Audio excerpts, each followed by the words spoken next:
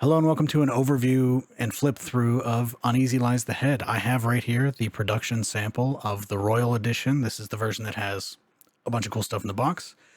So let's just take a look at it and look what's inside. We're going to flip through the book and all that good stuff. So yeah, here's the back of the box.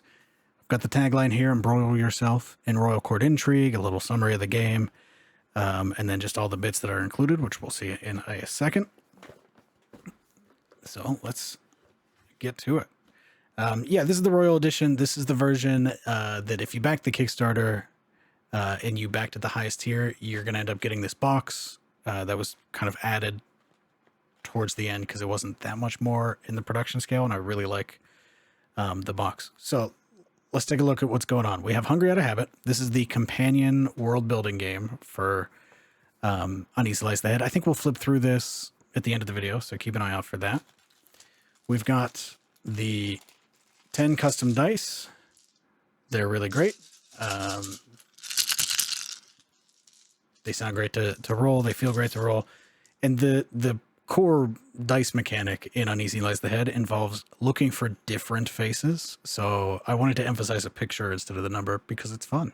And yeah, I think they turned out nice. We have the playing cards here. So these are used in both games. Uneasy Lies the Head will have you using the Ace, Jack, Queen, and King in the prologue of each suit.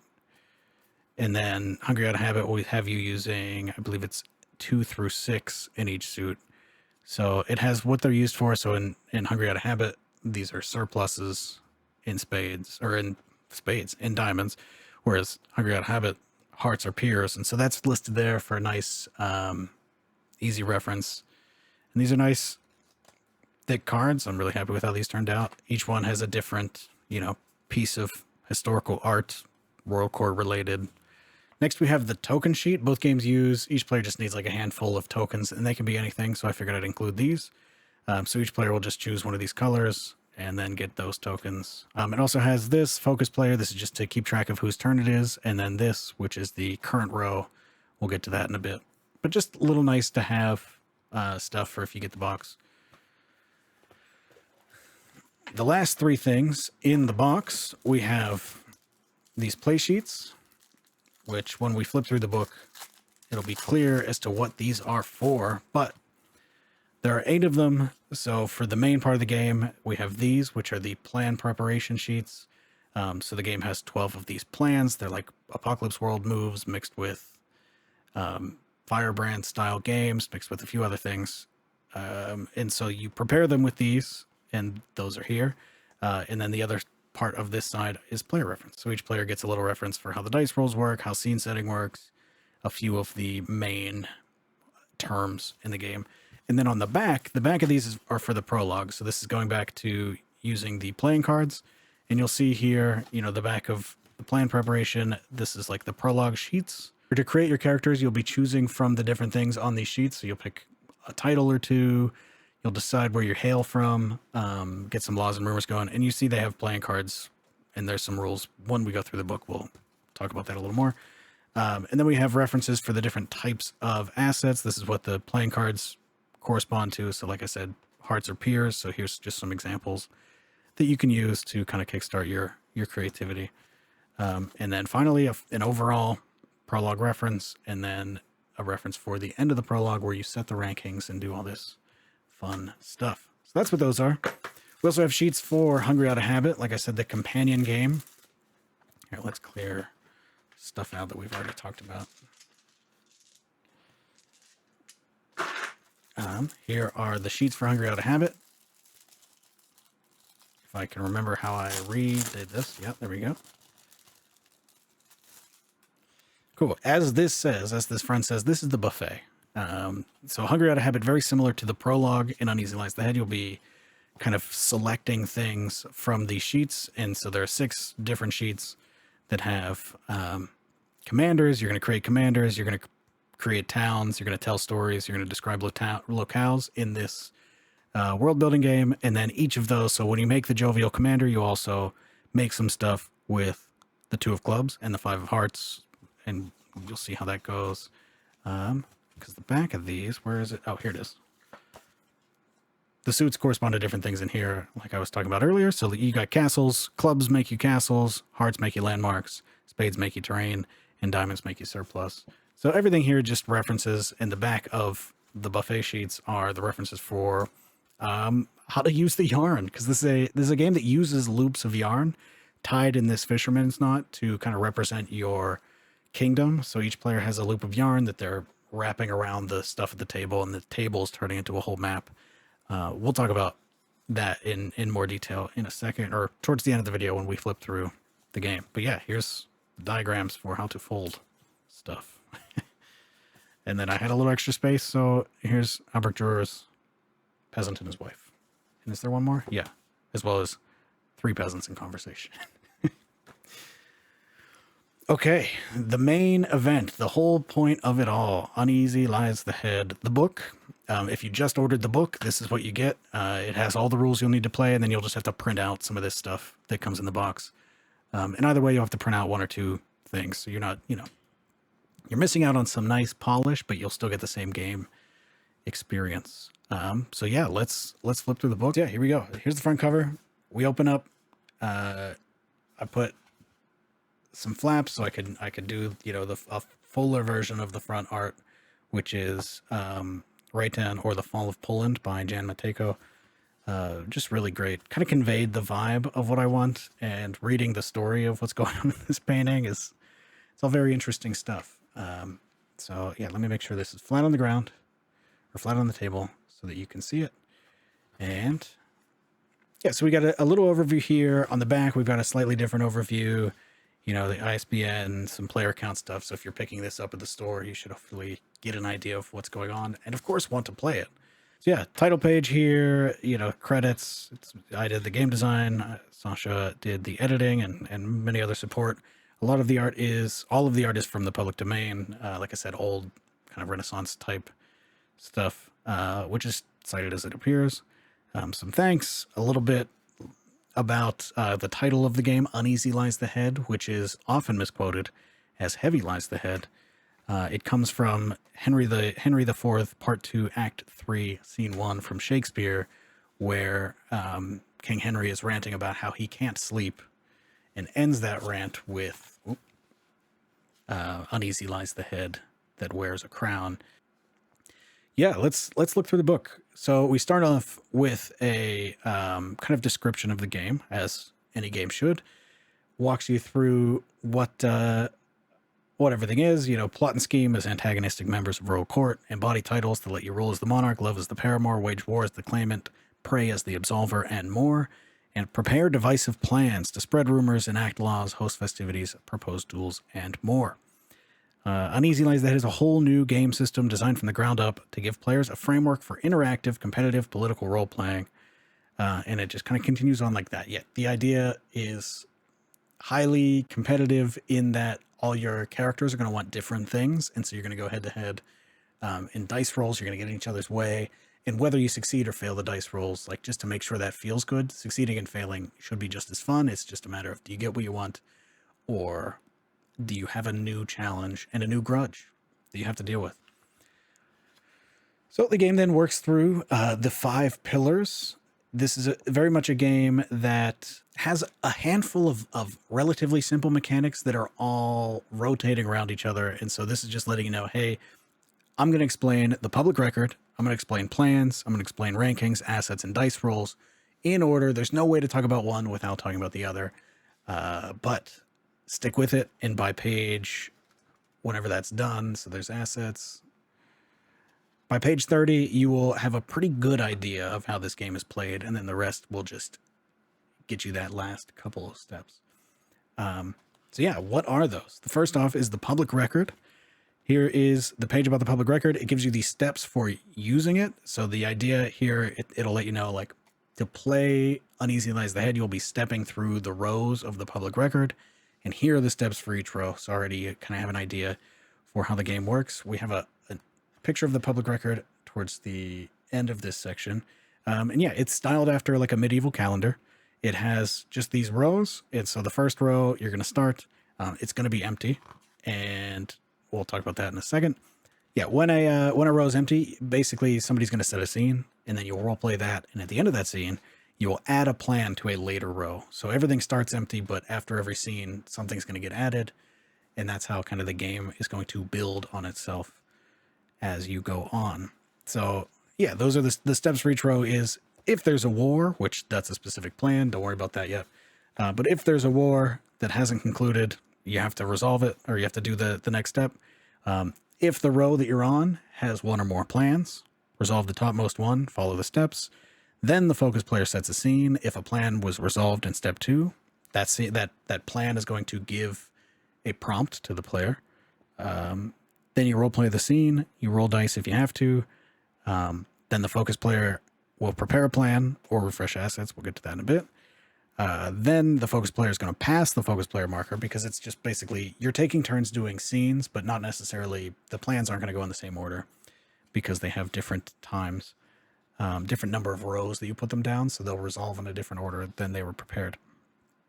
But then if there are still plans, we'll repeat those steps. And finally, if we have done the last plan and the last scene, we will jump down to the next row of the public record. So then we have kind of rules for how to set the scenes, how to set your characters, get your characters involved, and tips for good scenes for either people that are new to games like this or not. You know, I think they're good tips. And they're very tailored for this game in particular. And then it'll tell you how the game ends. So like once you get to the last row of the public record, there's a few things you got to keep in mind before you get to the very last row, which is the shakeup. Cool. Here we have the next step is plans, learning about plans, learning that they have this delayed gratification. So whenever you prepare a plan, if you prepare a plan on 1, you might place it on row 5. And so a lot of stuff is going to happen between then and now. And then, of course, here's the steps to prepare a plan. Here's the steps to resolve a plan. And then here's all of the different pieces of a plan. And it lets you know, hey, on page 43, that's where the plans start. And so if you're reading this along, you would probably flip back here and see, oh, okay, proposed decree. So they've got, this tells you it's got preparing the plan steps. That's this. We've got a delay. So 4, that's how many rows it's going to take.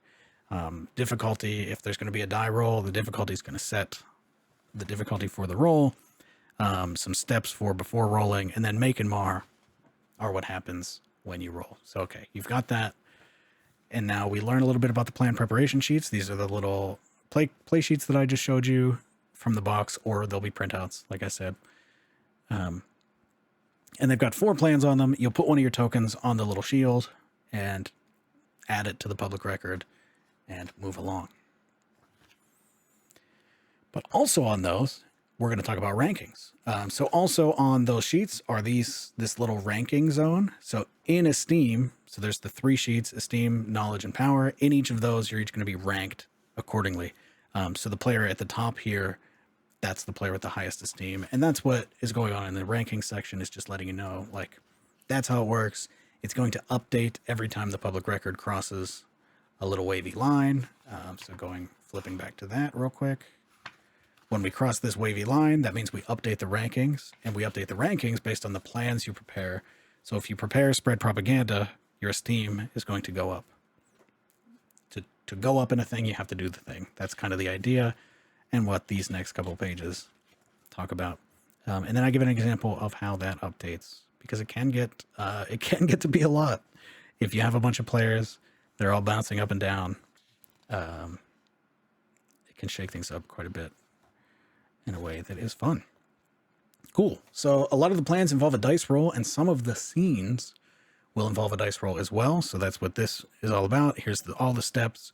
It's broken down like almost in too much detail, so it looks like a lot, but it's to make sure that you can go through each step and pause and make sure everybody understands everything. So first, you determine the difficulty. Second, if the person rolling the dice is unhappy, they can plea to the table and put it up to a vote. At which point every player is going to either give how do you give a thumbs up on a camera like this? Whatever. Everybody's going to either give a thumbs up or a thumbs down. and you'll adjust the difficulty. So if everybody said thumbs up, then we'll adjust it down a bunch. But if everybody said thumbs down, you've actually made it harder for yourself and misread the situation greatly. Then we know that the actor gets 2 dice, because the person rolling the dice is always going to get 2 dice.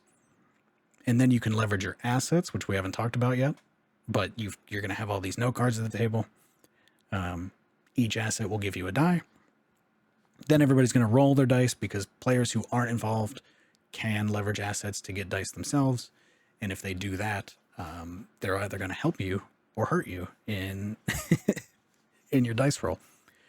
And finally, you will just count up the different faces on the dice to get your result, and then compare that to the difficulty. So in this case, I rolled 2 5s, 1 2, 1 6, and 1 4. So that is a result of 4, because we have 4 different faces.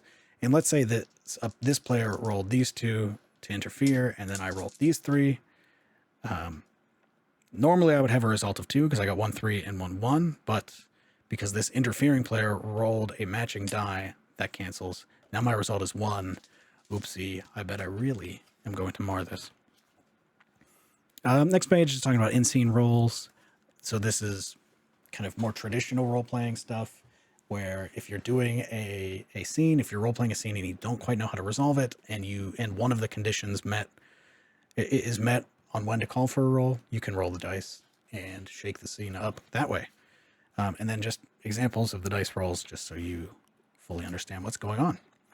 The last pillar that we talk about in the book is assets, and this is a big one. A lot of the game revolves around these assets, and what the assets are little note cards. Little note cards that have the name of the thing in the middle, and then margins on the outside that have 4 marginalia, which are like traits or descriptions or anything like that to... traits, descriptions, anything else like that to kind of describe what's going on and give flavor to it. And then the important thing to know, first off, there are 4 types of assets. So that's one important thing. There are artifacts. So this is trinkets and swords and thrones and all kinds of like physical stuff. There's holdings, which are buildings and land, manors, castles, towns, that kind of thing. Peers are characters. So our main characters are going to be peer assets, but then also the side characters in our stories, you know, our nobles, our allies, our enemies, all that stuff, our rivals. The next important thing to know, breaking assets. So assets can be broken. And when you break an asset, what you do is you take the asset in your hand and you rip off one of the margins. So you tear off that marginalia. So if you pick up the kingdom sphere and break the kingdom sphere and tear off, they would never dare rebel, which is on the side here. Suddenly you're thinking maybe the people of the kingdom, the fear isn't enough. They would now dare rebel. Similar, if you've got like Roger Ball Esquire, if you tear off loyal to Lord Roger, well, what happened to that loyalty? It's gone. If you tear off, he's frankly disgusting. How did he change? Why is he no longer disgusting? Yeah, so that's breaking assets. Making and taking assets is just how to make them, and then also how to take them. You're going to be taking these from each other throughout the game. So maybe right now you're playing as Lord Roger, and I'm taking Roger Ball from you. He's still loyal to you, but I've taken him. He is kind of in my command now. Then we got bits about secrets. So you can write secrets on the underside of your assets to kind of guard them mechanically from other players. But then if they get a hold of that asset, well, they're going to learn your secret. And then just further description on the fact that your main characters are assets. So that's that page of the book. Moving right along, we have setting up. Here's how to set the game up. Here's how to get all the components together. So printouts, this is going to be stuff that it's like either in the box or you'll be printing it out. Physical components, same deal. Yeah, so that's just how to set it up. And then we get into the prologue. I think I'm going to blast through this because I kind of lightly explained it already. So first you have this tone setting exercises. This exercise, so you have all of these different things that are in royal court stories a lot, like murder or child marriage or execution or emotional abuse or physical abuse or holy wars. You've got a big list of this stuff because these are nasty stories, broadly speaking. And so each player has to do at least one thing, but players can do this for as long as they want. You can put a line through anything to say, we can talk about this. So this would be similar to Lines and Veils. We can talk about this, but no detail, please. So we can have racism if we put a line through racism. Racism can exist in the story, but like, let's not play it out. We could just say somebody, that this thing happened and move on because it's part of the story. But I don't want to roleplay that. We can cross things off. If you cross off racism, no racism allowed in the story. We're taking that out of the whole idea here. Or you can circle it. You can circle gore and say, I want a gory royal court story. Or you could circle weird beasts to say, hey, I want weird beasts in here. Yeah, and you can also add things. So you can add something to the list, and then other players can either circle it or cross it off or put a line through it or just leave it be, because anything that you don't circle, cross off, or line through is just something that can be in there, but nobody's saying it has to be. Or so bring it up if you want to, if it makes sense. So yeah, moving on, we got the prologue sheets. This is what we were just looking at in the box, and then the steps for performing the prologue, which is everybody's going to take turns choosing one thing from the 3 sheets. If I'm choosing this one, the Absolver, my character is now claiming the title of Absolver. That's true. This is the prologue. So like when my character is introduced, they're introduced as the Absolver. And then I'm also grabbing the Ace of Spades and the Jack of Diamonds. So that is going to be, Hearts is a peer. So I'm going to create a new peer. And then diamonds are resources. So I'm going to create a new resource, unless somebody has already taken the Ace of Spades or the Jack of Diamonds. If somebody's taken one of them, instead of making a new thing, I will simply take the thing they made for myself. So as you go on the prologue, everybody's making 3 choices. You're going to be taking things from each other quite a bit, and that's going to sow this kind of web of intrigue leading into the main event. So next couple of pages are just kind of the details of those. So the details on titles and an overview of them, what it means to create a law or rumor, and also hailing from, and some examples. Yeah. So the main event, this is where the game finally starts. I mean, the prologue is play, and the prologue is a game, and Hungry Out of Habit wouldn't exist if the prologue wasn't fun, because I had to carve it off because it was too fun and too long. So I had to shorten it in here and split it off into its own game. Anyway, then the book is going to talk about the 12 plans. Here's an overview of each one. And then we get into like, okay, here are the power plans. This is kind of a tip on when you would do it, written almost commercially. So think a peer is too good to be spending so much time with your rivals. Exchange courtiers to take them into your own retinue. Be wary of too big of a mar, for your rival might take their pick of peers from your own retinue instead. So just the situation, and then here's all the rules for how they work. I will leave that to you to go find those. Here are the knowledge plans, and finally the esteem plans.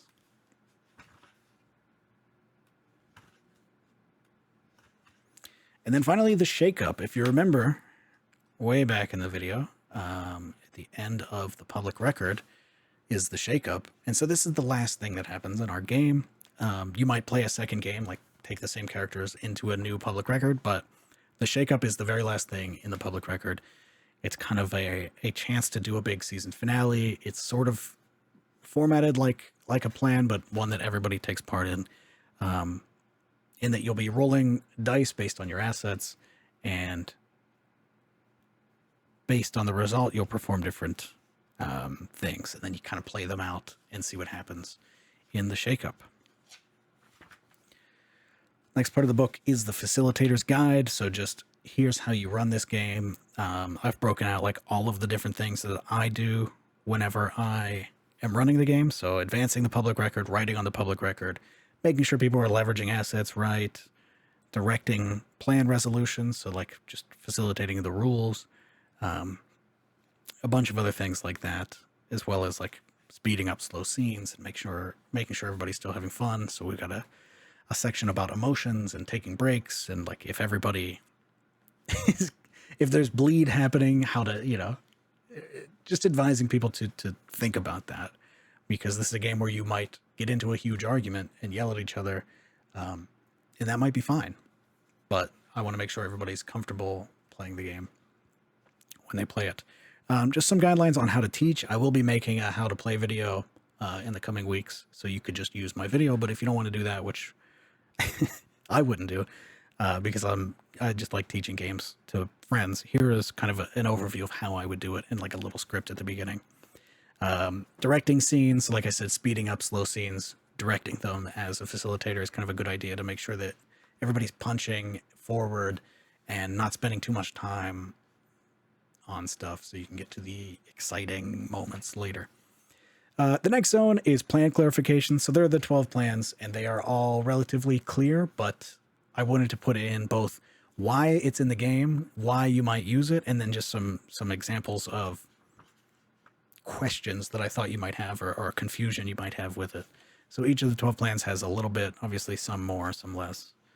Propose decree. Make demands is the most complicated plan by far because it interacts with all the other 11, so it gets its own page, but then from there, they're not too bad.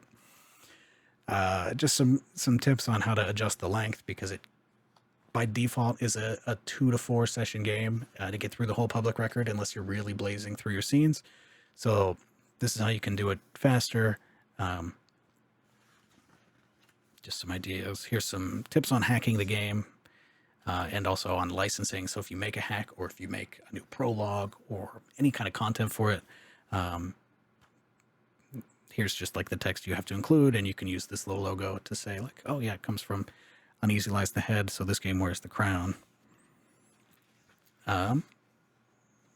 Bits on, yeah, like I said, expanding the game, just a little sort of plea or just explanation that in order for me, if you want more Uneasy Lies the Head, please help me make it a success, because if the game flops, how can I make more of it? Yeah. And then just a little hit of the other games, and then everything that inspired, not everything, a non-exhaustive list in no particular order of things that inspired me to make this game. And finally, in the back, we have a glossary, all of the important terms, a little about the author section, and of course, some more of the lovely painting from the beginning. Yeah, that's a flip through of Uneasy Lies the Head and the box it came in. I think we can do a quick one of Hungry Out of Habit. This is a longer video, but hey, if you're interested in the game, this will be a great way for you to know if it's for you or not. And if you're interested in the box, you're going to get Hungry Out of Habit anyway. So I may as well tell you what it's about, because I haven't really done that to anybody. Except for people who have played it. So yeah, quick intro.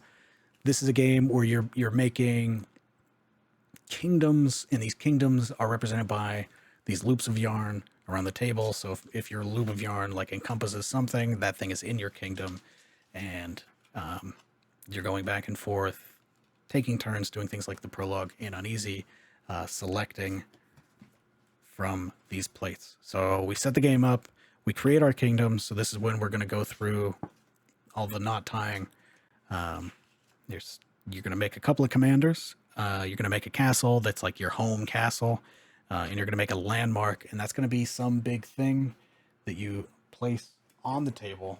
So maybe this jar is a landmark, and now I can wrap my yarn around that, and my border is very steady on that landmark, because it's very easy to say like, oh yeah, my kingdom goes to, and what would a jar of coffee beans be? We'll call it a swamp. My kingdom extends to like this brown, murky swamp here, so I'm going to wrap my yarn around that, and now we all know where one of my borders is very steady, because the yarn is going to get moved around all throughout the game. So the landmarks help you peg it to the world. And then just how you take turns. So again, going through the different, we call them plates in the buffet. This turn, I'm going to portray a town full of parties. So this is how you choose a plate and what you do with it. Same thing with Uneasy, you do the thing. So I'll make a deceitful commander, and then I will make or take the thing for the 2 of diamonds, and then I will make or take the thing for the 3 of hearts. And when you're taking something in this game, that is when you're literally taking your yarn and wrapping it around. So here's the 4 different, you got commanders, locales, towns, and stories, and how to make them. And then you have castles, which are clubs. So if it's an unclaimed castle, here's how you create one. If it's a claimed castle, here's how you capture it. Landmarks for hearts, unclaimed, claimed, same deal, you capture it. Terrain is spades, unclaimed, you create a new one. Claimed, you don't capture it, you'll make a new version of the terrain. So if the 3 of spades, somebody already declared, is like some sort of spooky forest, you get to put another spooky forest on the table somewhere. And then surplus is just kind of a measure of how valuable something is, how appealing something is. And that's represented by a die. So an unclaimed surplus, you'll pick anything and say, that thing's valuable. And a claimed surplus, you will either increase the value of the surplus or decrease. And that represents sort of a fervor that your characters and everybody in the land, if you have the coffee swamp, and then you add a surplus to it, that's a 4. Like, this is a very, like, people love this coffee swamp. That's the idea of the surplus. A little bit about when your yarn gets all tangled. Try not to, but if it happens, it's very interesting narratively. A little bit about forced retreat. Sometimes if your commanders end up behind enemy lines, you're going to have to pull them back, and that's going to decimate your borders. You have to be able to control your borders with force. It's a game about land war, but it's very silly. So, keep an eye out. This is how to end the game. You could do points if you wanted. I usually don't. And then here's the buffet sheets for if you don't have the box. You can photocopy these, or again, there will be downloads. You can print them out yourself. So that's Hungry Out of Habit. That was Uneasy Lies the Head. These were the play sheets for Uneasy Lies the Head. These were the playing cards from the Royal Edition. And of course, the dice and the tokens. And one more play sheet and the other play sheets.